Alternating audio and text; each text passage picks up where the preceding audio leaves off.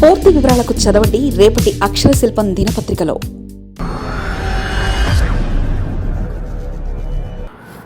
మోదీ 7 సూత్రాలు ఆర్థిక యుద్ధానికి సంకేతాలు. పొదుపు మాత్రమే దేశానికి శ్రీరామ రక్ష. దిగుమతుల భారంతో కరిగిపోతున్న మారక ద్రవ్యం. వ్యూహాత్మక చర్యగా వర్క్ ఫ్రం హోం. ఇంధన పొదుపు. ప్రపంచ పటంలో పశ్చిమాసియా మరోసారి యుద్ధ జ్వాలల మధ్య చిక్కుకుంది. ఎక్కడో వేల కిలోమీటర్ల దూరంలో జరుగుతున్న ఈ పోరు భారతీయ సామాన్యుడి వంటగదిపై, జేబుపై ప్రభావం చూపే ప్రమాదం పొంచి ఉంది.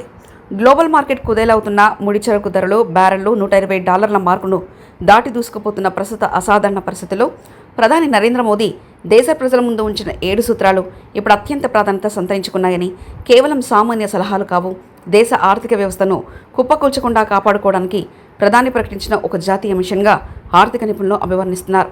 భారతదేశం తన చమురు అవసరాల్లో దాదాపు 80% పైగా దిగుమతులపైనే ఆధారపడుతుంది. పశ్చిమాసియాలో యుద్ధం తీవ్రతమైతే సరఫరా వ్యవస్థ దెబ్బతినడమే కాకుండా ధరలు ఆకాశాన్ని తాకుతాయి. ఫలితంగా మన దేశ విదేశీ మారక ద్రవ్య నిల్వలు వేగంగా కరిగిపోతాయి. ఇది రూపాయి విలువ పతనానికి, దేశంలో తీవ్ర ద్రవ్యోల్బణానికి దారితీస్తుంది. గతంలో కోవిడ్ మహమ్మారి సమయంలో ప్రభుత్వం తీసుకున్న కఠిన నిర్ణయాల వల్లే భారత్ ఆర్థికంగా త్వరగా కోలుకోగలిగింది. ఇప్పుడు యుద్ధ రూపంలో పొంచి ఉన్న ఆర్థిక గండాన్ని ఎదుర్కోవడానికి ప్రజలు తమ జీవన శైలిలో కొన్ని తాత్కాలిక మార్పులు తీసుకోవాలని ప్రధాని కోరుతున్నారు. ప్రధాని మోదీ సూచించిన సూత్రాల్లో ప్రధానంగా బంగారు కొనుగోళ్లు వాయిదా వేయడం, వంట నూనెల పొదుపు వంటివి నేరుగా విదేశీ మారక ద్రవ్యంతో ముడిపడి ఉన్నాయి. భారతీయులు బంగారంపై వెచ్చించే వేల కోట్లు విదేశాలకు వెళ్తుంటాయి. ఈ క్లిష్ట సమయంలో విదేశీ పర్యటనను నియంత్రించుకోవడం, స్వదేశీ ఉత్పత్తులని ప్రాధాన్యత ఇవ్వడం ద్వారా దేశ సంపద బయటకు వెళ్లకుండా అడ్డుకోవచ్చు. ఇది కేవలం వ్యక్తిగత పొదుపు మాత్రమే కాదు, దేశ ఖజానాకు ఇచ్చే బలమైన ఊతం. రసాయన ఎరువుల దిగుమతిపై భారత్ ఏటా లక్షల కోట్లు ఖర్చు చేస్తుంది. యుద్ధం వల్ల ఎరువుల ధరలు కూడా పెరిగిపోతున్న క్రమంలో సహజ సిద్ధమైన వ్యవసాయం వైపు మొగ్గు చూపాలని ప్రధాని పిలుపునివ్వడం వెనుక దీర్ఘకాలిక స్వయం సమృద్ధి వ్యూహం దాగి ఉంది. చమురు వాడకాన్ని తగ్గించేందుకు వర్క్ ఫ్రం హోం, ప్రజా రవాణా వాడకాన్ని ప్రోత్సహించడం అనేది దేశీయ డిమాండ్ను తగ్గించే వ్యూహం. మన చమురు వినియోగాన్ని ఎంతగా తగ్గించుకుంటే అంతర్జాతీయ మార్కెట్ ఒడిదుడుకుల నుండి అంతగా రక్షణ పొందవచ్చు. యుద్ధం మన గడపలో లేదు కదా అని మనం నిశ్చింతగా ఉంటే రేపు అకస్మాత్తుగా పెరిగే నిత్యావసర ధరలు సామాన్యుడి పల్లాన్ని ఖాళీ చేస్తాయి. అందుకే పరిస్థితి చేయి దాటక ముందే ప్రధాని అప్రమత్తం చేశారు. విద్యుత్ ఆదా చేయడం ద్వారా ఇంధన వనరుల వినియోగాన్ని నియంత్రించడం కూడా ఇందులో భాగంగానే చూడాలి. ప్రధాని చేసిన ఈ సూచనలు కొందరు రాజకీయ కోణంలో విమర్శించవచ్చు, కానీ ఆర్థికవేత్తలు మాత్రం ఇవి ఖచ్చితమైన అవసరమైన ముందస్తు రక్షణ చర్యలని స్పష్టం చేశారు. ఏదైనా దేశం బలమైన ఆర్థిక వ్యవస్థతో ప్రపంచ వేదికపై గంభీరంగా నిలబడగలదు. దేశభక్తి అంటే సరిహద్దుల్లో పోరాడమే కాదు, దేశ క్లిష్ట పరిస్థితిలో ఉన్నప్పుడు వనరులను పొదుపుగా వాడుకోవడం కూడా. ప్రధాని మోదీ చెప్పిన సూత్రాలను పాటించడం ద్వారా మన ఇంటిని మనం కాపాడుకోవడమే కాకుండా దేశ ఆర్థిక కోటను పటిష్టం చేసినట్లవుతుంది. ఇప్పుడు కావాల్సింది విమర్శలు కాదు, దేశం కోసం సామూహిక బాధ్యతతో స్పందించడం. అప్రమత్తతే మనల్ని ఈ ఆర్థిక యుద్ధం నుండి గట్టెక్కిస్తుందని నిపుణులు సూచిస్తున్నారు. देश के लिए जीना और देश के प्रति अपने कर्तव्यों को निभाना, वो भी देशभक्ति होती है।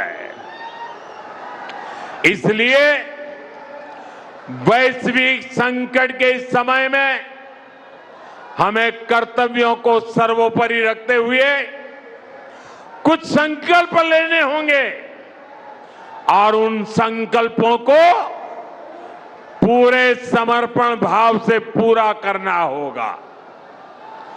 जैसे एक बड़ा संकल्प है पेट्रोल डीजल का संयम से इस्तेमाल करना। साथियों, हमें पेट्रोल डीजल का उपयोग कम करना होगा।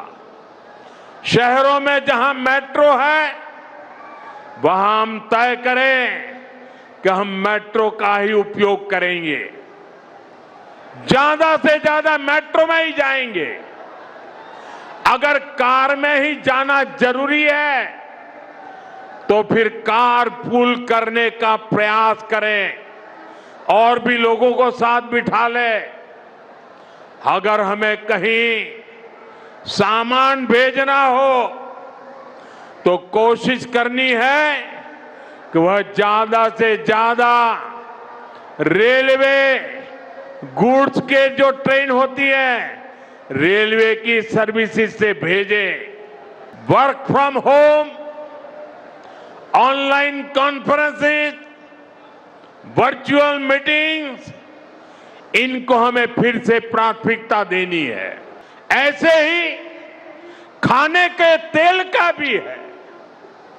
इसके आयात के लिए भी बहुत बड़ी मात्रा में हमें विदेशी मुद्रा खर्च करनी पड़ती है।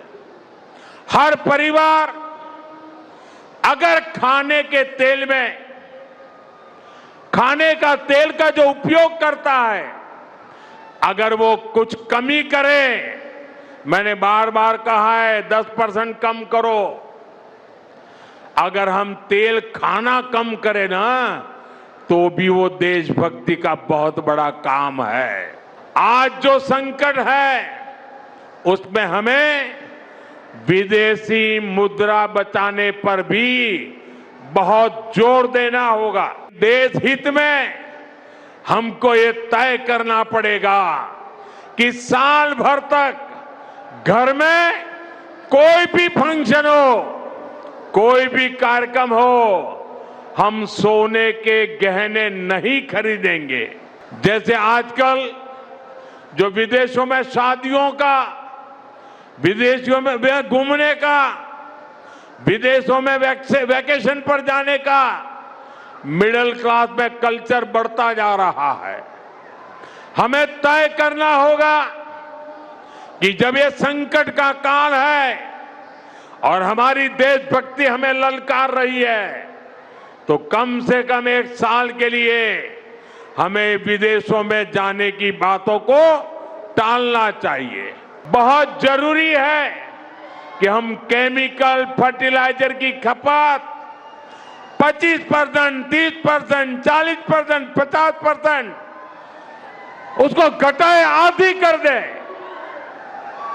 और हम उसके साथ साथ नेचुरल फार्मिंग की तरफ बढ़े।